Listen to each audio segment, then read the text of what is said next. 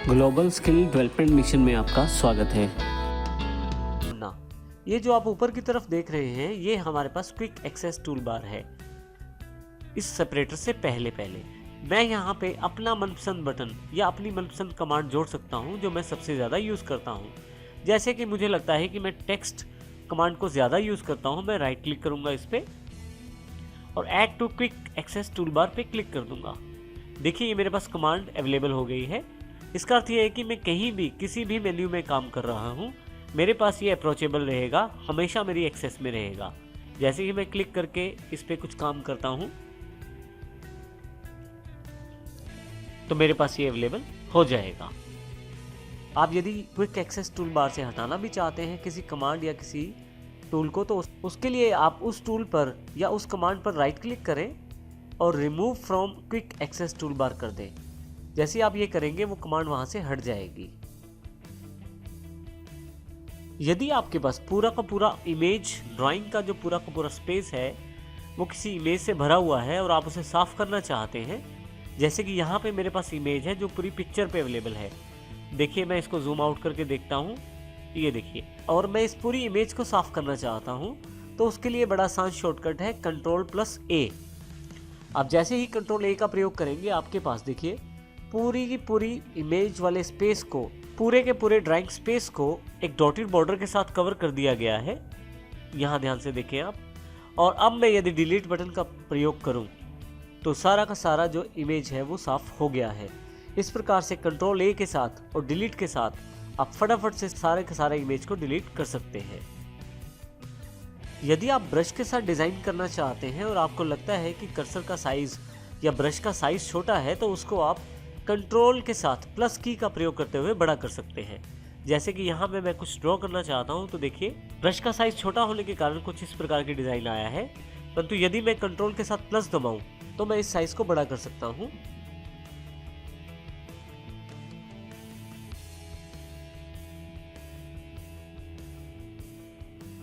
इसमें मैं control press करके रखता हूँ और साथ में प्लस बटन को दबाता हूँ।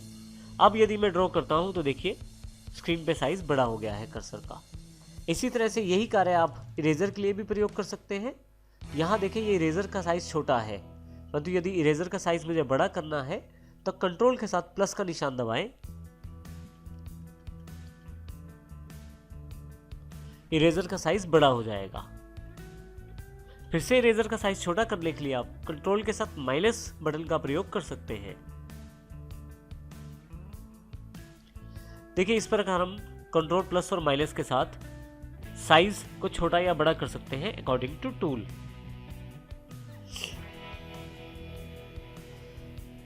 कोई भी इमेज ड्रॉ करने पर आप उसका एक कस्टम पैटर्न भी बना सकते हैं। जैसे मैंने यहाँ पे एक स्टार ले लिया है और अब मैं इसको सिलेक्ट टूल से सिलेक्ट कर लेता हूँ। शिफ्ट को प्रेस करना है मुझे और उसके पश्चात शिफ्ट छोड़कर माउस को मूव करना है जल्दी जल्दी से, तो आपके पास एक पैटर्न तैयार हो जाएगा स्टार के साथ। जैसे कि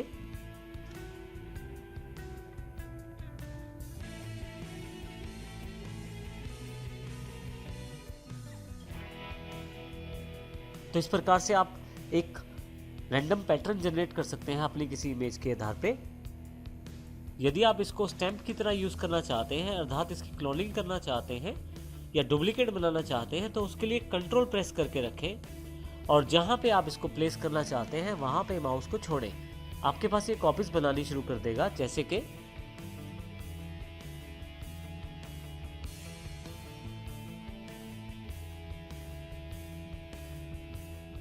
सबसे पहले मैं इसको सिलेक्ट कर लेता हूं।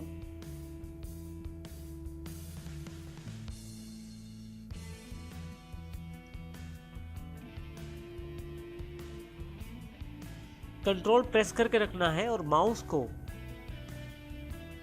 को इमेज के ऊपर से हटाकर दूसरी जगह लेके जाना है। जहां लेके जाना है वहां माउस का लेफ्ट क्लिक छोड़ दीजिए।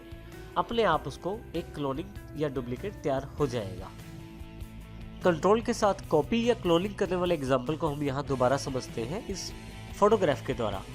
यहाँ इस फोटोग्राफ पे एग्जाम्पल समझाने से पहले थोड़ा सा मैं इसको जूम कर लेता हूँ ताकि हमारे पास थोड़ा सा नज़र आने वाला एरिया बन जाए। देखिए यहाँ पे एक बटन है, इस शर्ट पे जो बटन है इसको मैं डुप्लीकेट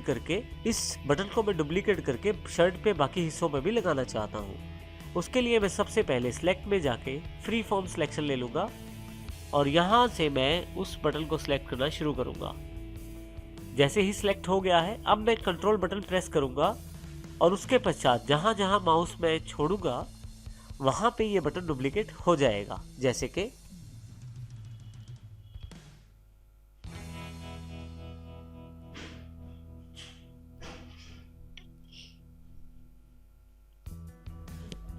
तो इस प्रकार मैं इस कंट्रोल बटन का प्रयोग करके अपनी जो इमेज मैंने सेलेक्ट की थी उसको क्लोन कर सकता हूँ, डुप्लीकेट बना सकता हूँ। अब यदि आप छोटा करके देखें इस इमेज को तो यहाँ पे इतने ध्यान से देखने में पता नहीं लगेगा कि आपने उस बटन को क्लोन किया है।